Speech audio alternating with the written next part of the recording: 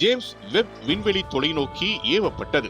James web விண்வெளி தொலைநோக்கி என்பது மனிதகுலம் உருவாக்கிய மிக சக்தி வாய்ந்த விண்வெளி தொலைநோக்கிகளில் ஒன்றாகும்.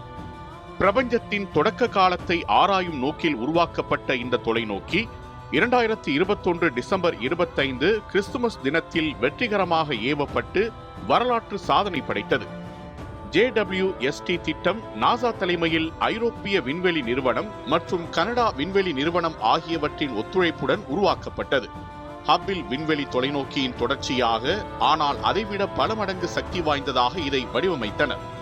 இதன் கட்டுமானம் மற்றும் சோதனைகள் பல ஆண்டுகள் எடுத்துக்கொண்டன. 2021 டிசம்பர் 25 அன்று ஏரியன் 5 ராக்கெட் மூலம் JWST ஏவப்பட்டது. ஏவுதல் இடம் பிரெஞ்சு கயானாவின் குரு ஏவுதல் மிகவும் துல்லியமாகவும் திட்டமிட்டபடியும் நடைபெற்றது. உலகம் முழுவதும் விஞ்ஞானிகள் மற்றும் விண்வெளி ஆர்வலர்கள் இந்த நிகழ்வை நேரலையில் கண்டனர். JWSTயின் முதன்மை கண்ணாடி சுமார் 6.5 மீட்டர் அகலமானது. இது ஹப்பிளின் கண்ணாடியை விட பெரிதானது. இது பெரும்பாலும் இன்ஃப்ராரெட் அலைநீளத்தில் செயல்படுகிறது. இதனால் தூசி மூட்டத்திற்குள் மறைந்திருக்கும் நட்சத்திரங்கள் மற்றும் விண்மீன் கூட்டங்களையும் இது காண முடிகிறது. இந்த தொலைநோக்கியில் 5 அடுக்குகள் கொண்ட மிகப்பெரிய சூரிய கவசம் உள்ளது.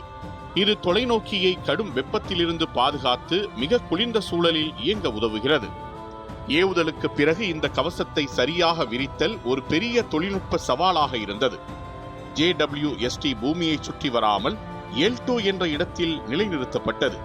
இது பூமியிலிருந்து சுமார் 15 லட்சம் கிலோமீட்டர் தூரத்தில் உள்ளது.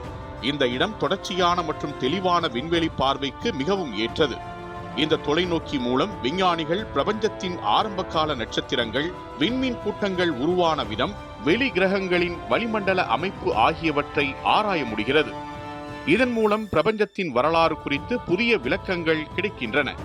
2021 டிசம்பர் 25 அன்று JWST ஏவப்பட்டது என்பது நவீன விண்வெளி அறிவியலில் ஒரு முக்கிய திருப்பு முனையாகும். இது மனித அறிவின் எல்லைகளை விரிவுபடுத்தும் ஒரு பெரும் முயற்சியாக கருதப்படுகிறது. எனவே டிசம்பர் 25ஆம் நாள் வரலாற்றில் அறிவியல் சாதனைகளில் மிக முக்கியமான நிகழ்வாக நிலைத்திருக்கிறது.